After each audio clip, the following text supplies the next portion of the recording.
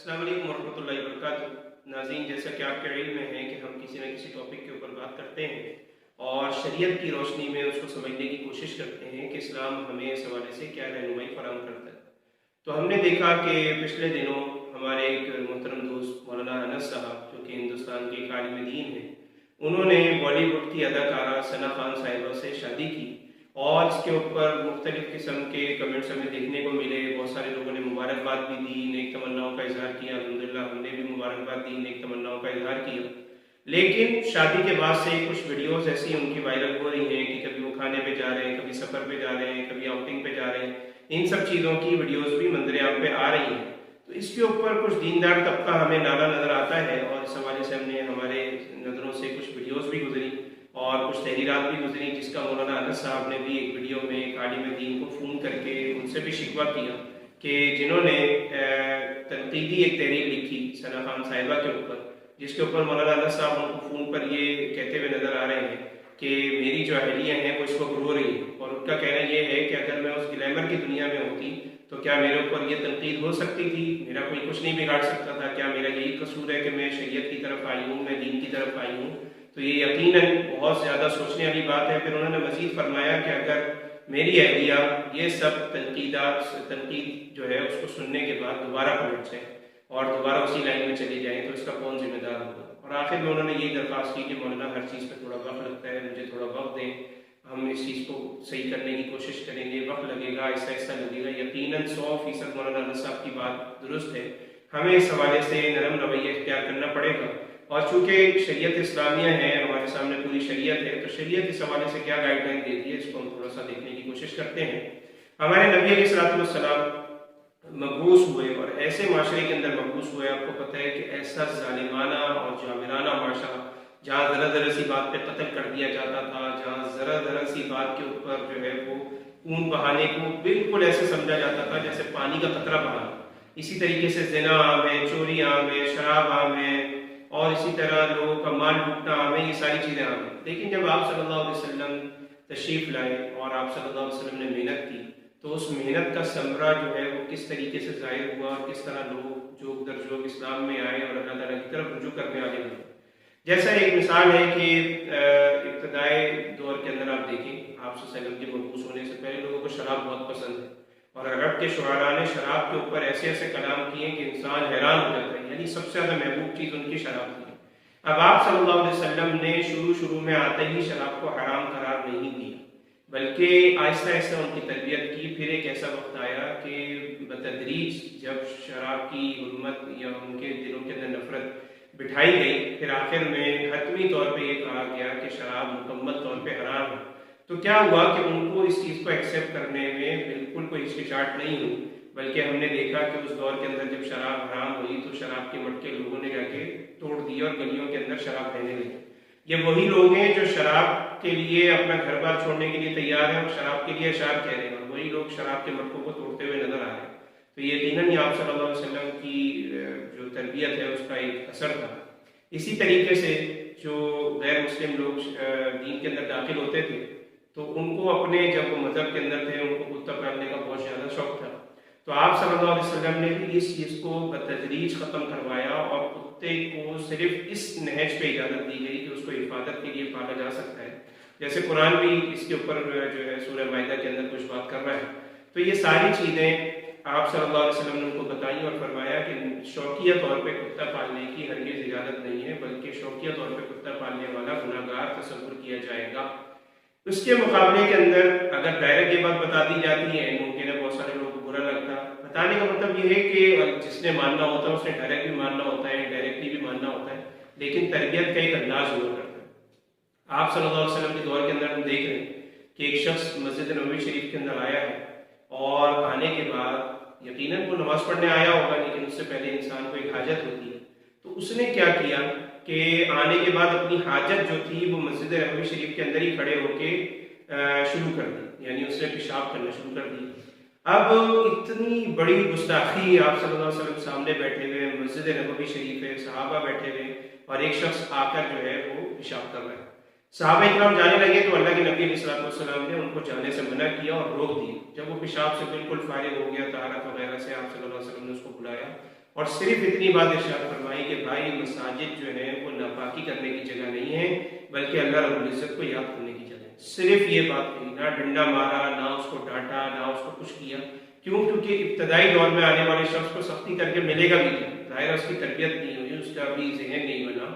یہ ساری چیزیں تربیت کے مراحل ہوتی ہیں، پھر یعنی آگے جا کر ایک شخص ایک کمپلیٹ انسان بنتا ہے، ایک مکمل انسان بنتا ہے. اسی طریقے سے ہم آگے بڑھتے ہیں تو ہم دیکھتے ہیں کہ آپ صلی اللہ علیہ وسلم کے پاس ایک صحابی آ رہے ہیں اور آپ صلی اللہ علیہ وسلم سے زنا کی اجازت مانگ رہے ہیں.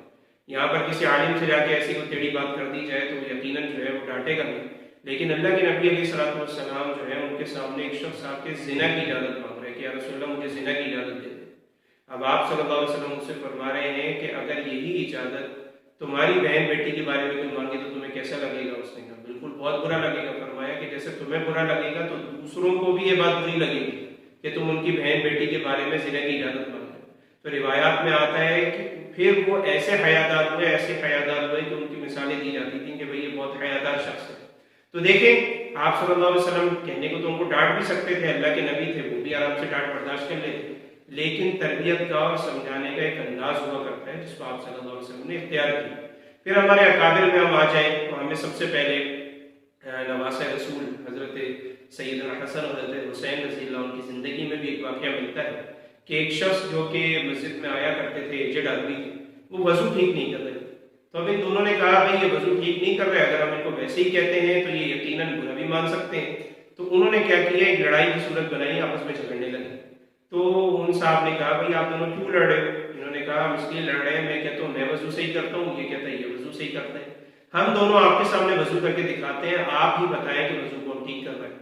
تو انہوں نے ان صاحب کے سامنے وضو کیا، انہوں نے کہا بیٹا آپ دونوں وضو ٹھیک کر رہے ہو، وضو میں ہی ساری زندگی غلط کرتا رہا. اب دیکھیں یہ تربیت کا انداز ہے، تربیت کا انداز ایسے اختیار کیا گیا تو وہ بات بالکل تیر بہدف ہوئی اور ان کو سمجھنے کے اندر آسانی ہوئی. پھر اسی طریقے سے ہم آگے اپنے اکابر کے اندر دیکھتے ہیں کہ ایک شخص ہے، اس کو یہ بات ایک اللہ والے نے جا کے کہی بھائی تم توبہ کرو. اس نے کہا جی میں نہیں کر سکتا، میں تو شراب نہیں چھوڑ سکتا. فرمایا ٹھیک ہے شراب پیو کوئی مسئلہ نہیں ہے لیکن نماز نہیں چھوڑنا، یہ وعدہ کرو. تو اسے کہا اچھا اتنا آسان ہے آپ کو نہیں؟ بس بولا نہیں شراب پیو کچھ بھی کرو لیکن نماز نہیں چھوڑو. تو اس نے کہا ٹھیک ہے. اب عشاء کا ٹائم ہوا، یار دوست بنانے آئے. اس نے کہا کہ اگر میں ابھی شراب پی لوں گا میری عشاء بھی جائے گی، پھر فجر تک غفلت میں پڑا رہوں گا، میں نے تو مولوی سے وعدہ کر دیا میں نماز پڑھوں گا. اب کیا ہوا کہ وہ شخص اس سے شراب سے ایک دن اس نے بچا رہا اور نماز کی طرف راغب ہوا تو اللہ رب العزت نے اس کے دل کے اندر شراب کی نفرت بٹھا دی اور نماز کی محبت بٹھا دی. پھر اس نے ساری زندگی کے لیے شراب چھوڑ دی. پھر اسی طریقے سے بالکل ایک آخری واقعہ جو میں سنا کے اپنی بات کا اختتام کروں گا. حضرت شیخ الاسلام حضرت مولانا مفتی تقی عثمانی صاحب دامت برکاتہم نے ایک واقعہ سنایا کہ ایک مولانا مظفر حسین صاحب جو کہ ہندوستان کی ایک مسجد میں سفر کر رہے تھے، تو وہ ہندوستان کی ایک مسجد کے اندر گئے. وہاں جا کے انہوں نے دیکھا کہ مسجد کے اندر کچرا پڑا ہوا ہے اور بہت برا نظام ہے مسجد کا. تو انہوں نے وہاں جا کے صفائی کی، صفائی کرنے کے بعد اذان دی، اذان دینے کے بعد مقتدیوں کا انتظار کیا، کوئی بھی نہیں ہے. تو وہ جب بستی کے اندر معلومات کے لیے گئے کہ آپ مسجد میں کیوں نہیں آتے، مسجد آباد کیوں نہیں ہے، تو انہوں نے کہا کہ ہمارے یہاں پر ایک بڑے سردار ہیں، وہ اگر مسجد آ جائے تو ہم بھی آ جائیں گے. انہوں نے کہا اچھا جی وہ کہاں بیٹھتے ہیں؟ فرمایا وہ وہاں ہوتے ہیں. وہاں چلے گئے. وہاں جب چلے گئے تو وہاں جا کے ان سے کہا کہ بھائی تمہاری وجہ سے لوگ نماز نہیں پڑھنے آ رہے. لوگ کہتے ہیں اگر یہ ہمارے بڑے نماز پڑھنے آ جائیں ہم نماز پڑھنے آ جائیں گے. تو انہوں نے کہا جی ٹھیک ہے نماز پڑھنے کا تو کوئی مسئلہ نہیں ہے، لیکن میں شراب پیتا ہوں، میں عیاش ہوں، میں زانی ہوں اور میں وضو نہیں کر سکتا. انہوں نے کہا سب چیزیں اپنی جگہ کرتے رہو لیکن بس نماز پڑھنے آنے. انہوں نے کہا بے وضو نماز پڑھنے آ جائے گا. جی بے وضو نماز پڑھ لو. حالانکہ آپ کو پتہ ہے فقہاء کرام نے لکھا ہے کہ جو بے وضو نماز پڑھے گا وہ شخص اگر جان بوجھ کے بے وضو ہو کر نماز پڑھ رہا ہے تو ایسا شخص اس کے اندر دو اقوال ہیں. ایک تو یہ ہے کہ وہ گناہ کبیرہ کا مرتکب ہوا ہے، گناہ تو اس کے اندر تو کوئی شک ہی نہیں.